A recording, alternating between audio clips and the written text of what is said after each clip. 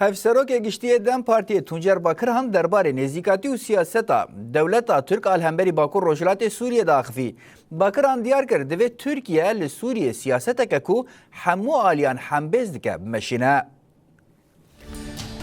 Bakırhan destnîşan kir 25 milyon Kurd li nava sînorê komara Tirkiyê ne û got em weke Kurdên ku li Tirkiyê dijîn dibêjin Kurdên li Sûrî, xizim, xuşk û birayê me ne. Xetek dina berame de hatiye danîn.